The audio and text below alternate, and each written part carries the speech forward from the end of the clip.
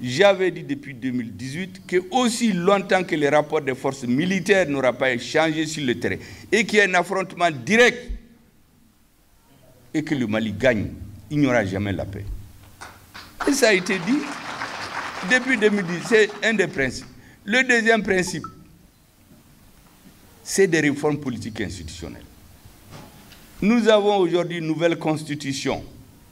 Nous sommes en train de refonder l'État. Je vais vous dire dans quel domaine on fait la refondation.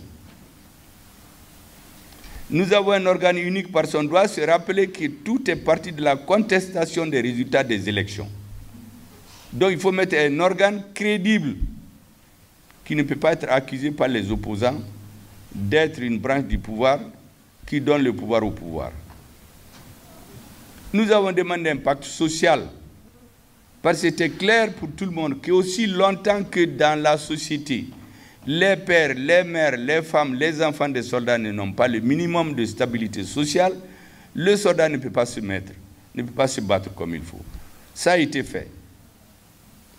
Nous avons demandé d'appliquer l'accord de manière à ce que la majorité des Maliens s'y reconnaissent. L'accord pour la paix et la réconciliation ici du poursuite d'Alger. Le président vient de mettre en place un comité de dialogue intermalien qui doit définir une architecture dans laquelle aucun Malien de bonne foi ne doit se sentir exclu. Parce que même une minorité exclue de façon délibérée sur le long terme, on aura raison. Plus on est fort, plus il faut être modeste. À un moment donné, nous, on n'avait pas le choix. Il fallait qu'on éteigne le feu ou qu'on enlève la case là du feu. Maintenant que c'est fait, il faut s'asseoir et dire qu'est-ce qu'il faut pour ne plus avoir affaire avec les mêmes problèmes.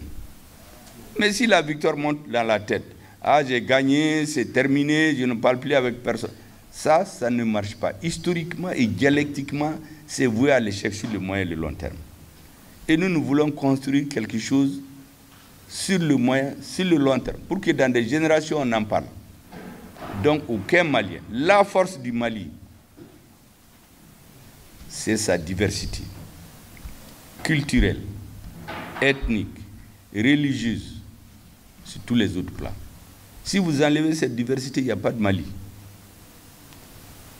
Quand vous prenez l'histoire du Mali, on nous a enseigné beaucoup de fausses choses, mais c'est une histoire compacte qui est différente de l'histoire des autres pays. J'ai été récemment au Niger. Agadez, on dit que c'est le pays des Touaregs. C'est ce qu'on dit partout. Mais est-ce que vous savez que le chef traditionnel là-bas, c'était noir, il est noir comme du charbon. Il est même plus noir que moi. Mais là-bas, c'est une harmonie entre les populations. L'un des anciens chefs rebelles, il est maire là-bas.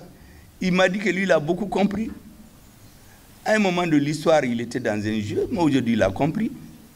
Et vous savez, j'ai trouvé la grande mosquée d'Agadez. Ça a été construit en 1500 par Askia Mohamed. Par un empereur malien, qui était derrière un Soninké. C'est pourquoi le ministre dit que lui n'est pas d'accord, on n'a pas parlé de Soninké. Parce que beaucoup de Sonraï ne savent pas qu'Askia Mohamed, c'est un Soninké, ce n'est pas un Sonraï. C'était le neveu de Soni Alibert, mais c'était un général Soninké de son armée.